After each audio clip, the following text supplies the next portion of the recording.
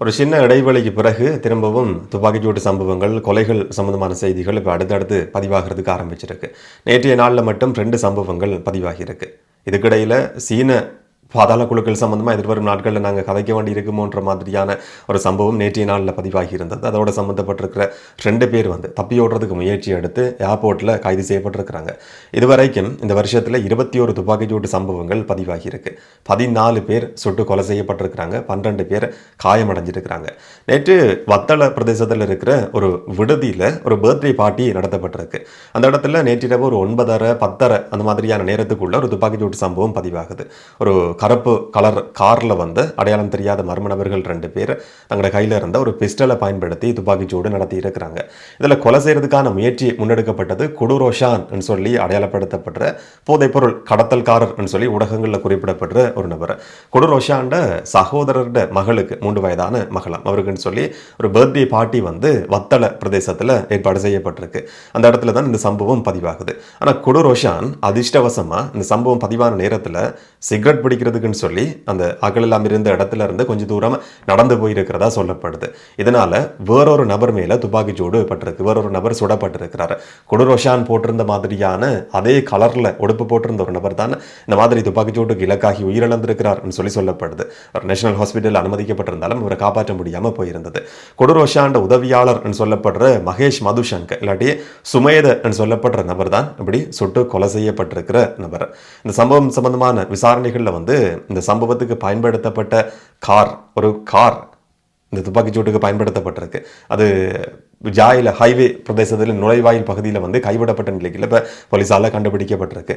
2 பெண்கள் உட்பட 4 பேர் இந்த சம்பவம் சம்பந்தமான சந்தேகத்தின் அடிப்படையில் இப்போ கைது செய்யப்பட்டிருக்கிறாங்க. இதுக்கு பின்னால் எப்படியான கதைகள் வெளிவரும்ன்றதை நாங்கள் பொறுத்திருந்து பார்க்கலாம். நேற்று பின்னேரம் ஒரு 6 மணி மாதிரி இருட்டம் கிடையாது, வெளிச்சத்துக்குள்ள பதிவாகி இருக்கிற இன்னும் ஒரு பரபரப்பான துப்பாக்கிச்சூட்டு சம்பவம். அந்த காட்சியை பார்க்குற நேரத்திலேயே கொஞ்சம் ஆச்சரியமா இருக்கு. இந்த மாதிரியான சினிமா காட்சிகள் மாதிரி தொடர்ச்சியை நாங்கள் பார்த்து கொண்டு இருக்கிறோம்னு சொல்லி இது புதுசு கிடையாது. இந்த மாதிரியான சம்பவங்கள் தொடர்ச்சியை பதிவாகி கொண்டு இருக்கு. ஆனால் வெளிச்சத்தில் சன நடமாட்டம் அதிகமாக இருக்கிற ஒரு பகுதியில் இந்த துப்பாக்கிச்சூட்டு சம்பவம் தெமட்டகோட குப்பியாவத்த பகுதியில் பதிவாகுது. அடையாளம் தெரியாத மர்ம நபர்கள் 2 பேர் மோட்டார் பைக்கில் வர்றாங்க. இன்னும் ஒருத்தர் எதிரில் நிற்கிறார். அவர் மேலே துப்பாக்கிச்சூடு நடத்தப்படுது. அந்த துப்பாக்கிச்சூட்டுக்கு இலக்கானதுக்கு பிறகு காயத்தோட அந்த நபர் அங்கிருந்து தப்பி ஓடுறதுக்கு முயற்சி எடுக்கிறாரு. ஆனால் பைக்ல அந்த மற்ற 2 பேரும் பின்னால துரத்தி கொண்டு போறது சிசிடிவி காட்சியில பதிவாகி இருக்கு. சன நடமாட்டம் இருக்கிற ஒரு இடத்துல வெளிச்சத்துல இந்த சம்பவம் பதிவாகி இருக்கு. இதோட சம்பந்தப்பட்டிருக்கிற யாரும் இதுவரைக்கும் கைது செய்யப்படல. இப்ப துப்பாக்கி சூட்டுக்கு இலக்காகி இருக்கிற நபர் 39 வயதான ஒருத்தரம் தேசிய வைத்தியசாலையில அவரும் அனுமதிக்கப்பட்டிருக்கிறார். சிகிச்சைகள் தொடர்ச்சியாக கொடுக்கப்பட்டு வருது. போன வருஷத்துல பொரள பகுதியில் ஒரு துப்பாக்கி சூட்டு சம்பவம் பதிவாகி இருக்கு. இப்ப சுடப்பட்ட நபரும் உயிரிழக்கல, காயமடைஞ்சிருக்கிற நபரும் பொரள பகுதியை சேர்ந்தவர் சொல்லி சொல்லப்படுது. போன வருஷத்துல பொரளையில் ஒரு துப்பாக்கிச்சூட்டு சம்பவம் பதிவாகுது. அதுக்கு தேவையான துப்பாக்கியை கொடுத்து உதவி செய்த நபர் இவர்தான் சொல்லி சொல்லப்படுது. அந்த குற்றச்சாட்டின் அடிப்படையில் இவர் கைது செய்யப்பட்டவராம். கைது செய்யப்பட்டு விசாரணைகள் நடந்து விளக்கமறியலில் வைக்கப்பட்டு நீதிமன்றத்தால் பிணையில விடுவிக்கப்பட்ட ஒரு நபர் மேலதான் இப்ப துப்பாக்கிச்சூடு நடத்தப்பட்டிருக்குன்னு சொல்லி போலீஸ் உறுதி செய்திருக்கிறதா ஒரு சில ஊடக செய்திகள் குறிப்பிடுது. இந்த சம்பவத்தோட சேர்த்து 21 துப்பாக்கிச்சூட்டு சம்பவங்கள் இந்த வருஷத்துல மட்டும் இதுவரைக்குமான காலகட்டத்தில் மட்டும் பதிவாகி இருக்கு. இதுக்கு முதல்லையும் ஒரு சம்பவம் பதிவாகி இருந்தது. இப்ப நேற்று முந்த நாள்ல அதிகம் பேசப்படுற ஒரு சம்பவம் சொன்னா தெய்வேந்திரமலையில் இருக்கிற விஷ்ணு தேவாலயம் அதை சுற்றி நடக்கிற சில சம்பவங்கள். கஞ்சிப்பான இம்ரான் சொல்லப்படுற ஒரு தரப்பு, இன்னும் ஒரு பக்கம் தெஹிபாலி மல்லி சொல்லப்படுற ஒரு தரப்பு மாறி மாறி வாய்ஸ் கட்ட இல்லாட்டி ஃபோன் ரெக்கார்டிங்ஸ் ஆடியோ எல்லாமே வெளிவந்து கொண்டிருக்கு. ஒரு துப்பாக்கிச்சூட்டு சம்பவம் பதிவாகி இருந்த ஒரு நபருடைய வீட்டின் மேல துப்பாக்கிச்சூடு நடத்தப்பட்டு இது வெறும் ட்ரெய்லர் மட்டும்தான் என்ற மாதிரியான ஒரு ஆடியோ கூட வெளிவந்திருந்தது. எதிர்வரும் நாட்களில் இன்னும் சில சம்பவங்கள் நடக்கலாம் சொல்லி நாங்கள் எதிர்பார்க்க முடியும். இது இலங்கையோட சம்பந்தப்பட்டிருக்கிற குழுக்கள் மோதிக்கொள்ற விஷயங்கள். ஆனால் சீன பிரஜைகள் 2 தரப்பு சைனாக்காரர்கள் 2 தரப்பு மோதிக்கொண்ட ஒரு சம்பவம் சம்பந்தமா நேற்று வீடியோவில் நாங்கள் கதைச்சிருந்தோம். 2 சீன பிரஜைகள் கடத்தப்பட்டு ஒரு வேன் பயன்படுத்தப்பட்டு ஒரு கடத்தல் பதிவாகுது. கடத்தப்பட்ட 2 பேர் தாக்கப்பட்டதுக்கு பிறகு அந்த இடத்துல கைவிடப்பட்டிருக்கிறாங்க. அதுக்கு பிறகு தேசிய வைத்தியசாலையில் அனுமதிக்கப்படுறாங்க. பிறகு இப்போ வரைக்கும் ஒரு பிரைவேட் ஹாஸ்பிட்டலில் அந்த 2 பேருக்கும் சிகிச்சை அளிக்கப்படுறதா சொல்லப்படுது. அந்த இடத்துல இருந்து இன்னும் ஒரு சீன பிரஜை கடத்தப்பட்டிருக்கிறார். அவர் சடலமாக மீட்கப்பட்டிருக்கிறார். எஹ்லியகுட பிரதேசத்தில் நேற்று ஒரு சீன பிரஜையுடையதாக இருக்கலாம் சொல்லப்படுற சடலம் கண்டுபிடிக்கப்பட்டிருந்தது. இப்போ அது உறுதி செய்யப்பட்டிருக்கு. அந்த இடத்துல சமீபத்தில் கண்டுபிடிக்கப்பட்டது போர்ட் சிட்டியில் கடத்தப்பட்ட இன்னுமொரு சீன பிரஜைகள் தரப்பால் கடத்தப்பட்ட ஒரு சைனாக்காரர் தான். அந்த மாதிரி அவருடைய சடலம் தான் எஹிலேகுட பிரதேசத்திலிருந்து கண்டுபிடிக்கப்பட்டிருக்கின்றதும் உறுதி செய்யப்பட்டிருக்கு. ஒரு கொலை சம்பவம் பதிவாகி இருக்கு. இது ரெண்டு தரப்புக்கு இடையில நடந்திருக்கிற ஒரு மோதல். இலங்கையில் இருக்கிற பாதாள குழுக்கள் சம்பந்தமா நாங்கள் கதைச்சு கொண்டிருக்கிறோம். இந்த மாதிரியான சம்பவங்கள் பதிவாகுது. இப்ப சீனாவை சேர்ந்திருக்கிற ரெண்டு தரப்பு அடிச்சு கொள்ற மாதிரியான ஒரு சம்பவம். இதோட சம்பந்தப்பட்டிருக்கிற சந்தேக நபர்கள் இந்த கடத்தல் ஈடுபட்டதா சொல்லப்படுற நபர்கள் இலங்கையிலிருந்து தப்பி ஓடுறதுக்கு முயற்சி எடுத்திருக்கிறாங்க. ஆனால் புலனாய்வு பிரிவுக்கு ஒரு ரகசியமான தகவல் கிடைச்சிருக்கு. இலங்கையிலிருந்து இந்தியாவுக்கு மும்பைக்கு போய் மும்பையிலிருந்து சிங்கப்பூருக்கு போறதுக்கு திட்டமிட்டார்கள் சொல்லப்படுற 2 பேர் ஏர்போர்ட்ல வச்சு ஒரு ரகசிய தகவலின் அடிப்படையில் கைது செய்யப்பட்டிருக்கிறாங்க. இதோட சம்பந்தப்பட்டிருக்கிற மற்ற நபர்களும் இலங்கையிலிருந்து தப்பி ஓடுறதை தடுக்கிற மாதிரியான நடவடிக்கைகள் ஆரம்பமாகி இருக்குன்னு சொல்லி இப்ப போலீஸ் உறுதி செய்திருக்கு. சைனாக்காரர்கள் சம்பந்தமா விசாரிக்க வேண்டிய ஒரு நிலைமை இப்ப இலங்கை போலீஸுக்கு உருவாகி இருக்கு. சீன தூதரகம் ஒரு அறிக்கையை கூட வெளியிட்டு இலங்கையில் இருக்கிற சீன பிரஜைகள் பாதுகாப்பா இருங்கன்னு சொல்லி சீன பிரஜைகளுக்கு சொல்லப்பட்டிருக்கு. சீன பிரஜைகளினுடைய பாதுகாப்பு இலங்கையில் உறுதி செய்யப்படணும்னு சொல்லி அரசாங்கத்திட்ட சீன தூதரகம் ஒரு வேண்டுகோளை முன் வச்சிருக்கு. இந்த விஷயம் அரசியல் ரீதியான பேசுபொருளாகவும் இப்போ மாறி இருக்கிறத பார்க்க முடியுது. இன்னைக்கு சர்வஜன வலய சொல்லப்படுற கட்சி, சர்வஜன அதிகாரம் சொல்லப்படுற கட்சி ஒரு ஊடக சந்திப்பை ஏற்பாடு செய்திருந்தது. இந்த கட்சி யாருடையதுன்றது உங்களுக்கு ஞாபகம் இருக்கும்னு சொல்லி நினைக்கிறேன். திலீத் ஜாய்வீர் இல்லாட்டி தரண டிவி உரிமையாளர்ட கட்சி தான் சர்வஜன வலய.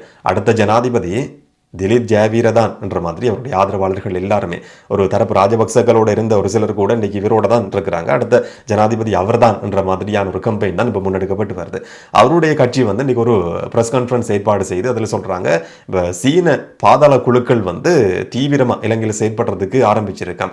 இது தேசிய பாதுகாப்புக்கு அச்சுறுத்தலானது என்ற விஷயம் பேசப்பட்டிருந்தது. பொதுவாக அந்த தேசிய பாதுகாப்புன்றதை கையில் எடுக்கிறது ராஜபக்சர்கள் இல்லாட்டி ஸ்ரீலங்கா பொதுஜன பரம்பரை. இன்னைக்கு அவங்களோட உத்திய சர்வஜன வலய சொல்லப்படுற அந்த கட்சி பயன்படுத்துறதுக்கு ஆரம்பிச்சிருக்கு. ஒரு பக்கம் திலீப் ஜாவீர ஜனாதிபதி கனவோட இருக்கிறார். இன்னும் ஒரு பக்கம் நாமல் ராஜபக்சவும் அதே கனவோட இருக்கிறார். நாமல் ராஜபக்சோட ஸ்ரீலங்கா பொதுஜன பெரமுனவும் இன்னைக்கு ஒரு ஊடக சந்திப்பை ஏற்பாடு செய்திருந்தது. அந்த ஊடக சந்திப்பில் சொல்லப்படுது, பசில் ராஜபக்ச இப்ப நீதிமன்றத்தால பகிரங்க பிடியான பிறப்பிக்கப்பட்டிருக்கிற ஒரு நபர் தான் பசில் ராஜபக்ச. வெளிநாட்டில் அமெரிக்காவில் தலைமறைவா தங்கி இருக்கிறாரு. கதறிலிருந்து விழுந்தவர் இன்றைக்கு வரைக்கும் நடக்க முடியாமல் இருக்கிறாருன்னு சொல்லி அவருடைய சட்டத்தரணிகள் நீதிமன்றத்தில் குறிப்பிட்டிருந்தாங்க. பசில் ராஜபக்ச ஸ்ரீலங்கா பொதுஜன பெரமுனவுக்கு தொடர்ச்சியான ஆலோசனைகளை கொடுத்து கொண்டிருக்கிறாராம். அதுவும் குறிப்பா நாமல் ராஜபக்சவை ஜனாதிபதி ஆக்குறது சம்பந்தமான ஆலோசனைகள் பசில் ராஜபக்சவாலையும் கொடுக்கப்படுது என்ற மாதிரி இன்னைக்கு ஸ்ரீலங்கா பொதுஜன பெரமுனோட ஊடக சந்திப்பில் பேசப்பட்டிருந்ததை பார்க்க முடிஞ்சுது.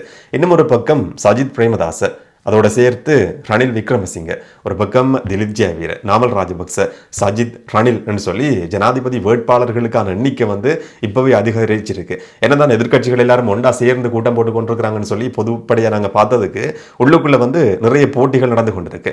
நேற்றைய கூட்டத்தில் ரணில் விக்ரமசிங்க கடந்த காலங்களில் சண்டை பிடிச்சு கொண்டிருந்த ரணில் விக்ரமசிங்கவும் சஜித் பிரேமதாசவும் ஒரே இடத்துல இருந்து அரசியல்வாதிகளை கூட்டி ஒரு கூட்டம் நடத்தி இருக்கிறாங்க.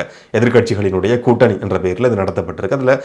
ஜனாதிபதி வேட்பாளர் கனவோடு இருக்கிற, ஜனாதிபதி ஆக போறன்னு சொல்லி கனவோடு இருக்கிற நாமல் ராஜபக்சவும் கலந்து கொண்டு இருக்கிறார். நீதித்துறையினுடைய சுயாதீனத்தை பாதுகாக்கிறது, ஜனநாயகத்தை பாதுகாக்கிறது தான் எங்களுடைய நோக்கம் என்ற மாதிரி தான் இந்த கூட்டம் நடத்தப்பட்டிருக்கு. ஆனா அதுல இருக்கிறவர்கள் பலர் அடுத்த அரசாங்கத்தை கைப்பற்றணும் இல்லாட்டி ஜனாதிபதி ஆகணும் என்ற ஆசையோடு இருக்கிற நபர்கள். இப்ப ரணில் விக்ரமசிங்க சில ஆலோசனைகளை அந்த கூட்டத்தில் கொடுத்து கொண்டிருக்கிறார். பக்கத்துல இருந்து கொண்டு இதுக்கு முதல்ல ஒரு சில வருஷங்களுக்கு முதல்ல எப்படி ரணில் சொல்றதை கேட்டு செயற்பட்டாரோ அதே மாதிரி சஜித் பிரேமதாஸ் அவர் தான் எதிர்கட்சி தலைவர் சொல்லி தெரியாம ரணில் சொல்றதை கேட்டு குறிப்பெடுத்து கொண்டிருந்ததை பார்க்கக்கூடிய மாதிரி இருந்தது. நீதித்துறை சம்பந்தமான சில விஷயங்கள் அந்த இடத்துல பேசப்பட்டிருக்கு. அடுத்த ஜனாதிபதி வேட்பாளர் யாருன்றதை பற்றின ஒரு குழப்பம் இன்றைக்கு ஒன்றா இருக்கிறதா காட்டி கொண்டிருக்கிற இந்த எதிர்கட்சிகளுக்கு இடையில தேர்தல் நெருங்குற காலகட்டத்தில் ஏற்படும் சொல்லி நாங்கள் எதிர்பார்க்க முடியும். இந்த நேரம் நீதித்துறை சம்பந்தமான ஒரு விஷயத்துல இன்னைக்கு ஆளுங்கட்சி ஒரு பாராளுமன்ற உறுப்பினர் அசித்த நிரோஷன் சொல்லப்படுற எம்பி ஒரு பாரதூரமான குற்றச்சாட்டை சுமத்தி இருக்கிறார். என்ன சொன்னா, நீதிபதிகளினுடைய ஓய்வு பெற வயதிலேயே கூட்டுறது சம்பந்தமான ஒரு பேச்சுவார்த்தை நடந்து கொண்டிருக்கு. அதுக்கு எதிர்கட்சிகளும் எதிர்ப்பு தெரிவித்து கொண்டிருக்கு. இலங்கை சட்டத்தரணிகள் சங்கம் இதுக்கு கடுமையான எதிர்ப்பு தெரிவிச்சிருந்தது. இலங்கை சட்டத்தரணிகள் சங்கத்தினுடைய தலைவர் ரஜீவ் அமரசூரியவும் இதுக்கு எதிர்ப்பு தெரிவிச்சிருந்தார். அப்படியான ஒரு பின்புலத்தில் சட்டத்தரணிகள் சங்கத்தோட தலைவருக்கும் சஜித் பிரேமதாசவுக்கும் இடையில ஒரு ரகசியமான சந்திப்பு நடந்து ஒரு டீல் போடப்பட்டிருக்கான். மேல் மாகாண முதலமைச்சராக அவங்களை ஆக்குவோம்னு சொல்லி ரஜீவுக்கு சஜித் பிரேமதாச ஒரு வாக்குறுதி கொடுத்திருக்கிறாராம். அதை கேட்டு அதை நம்பிக்கொண்டு தான் அவர் இந்த மாதிரி செயற்பட்டு கொண்டிருக்கிறார் என்றுதான் அவர் மேலே சுமத்தப்பட்டிருக்கிற ஒரு விமர்சனம், குற்றச்சாட்டு. ஆனால் பாராளுமன்றத்தில் இந்த கருத்து சொல்லப்பட்டதுக்கு பிறகு அதுக்கு உடனடியாகவே பதில் வெளிவந்திருக்கு. இந்த குற்றச்சாட்டு உண்மை கிடையாது, போலியானது.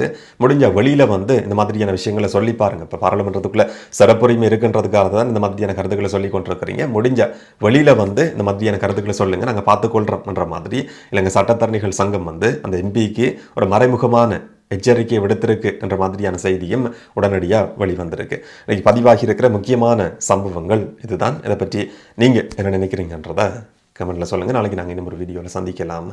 வணக்கம்.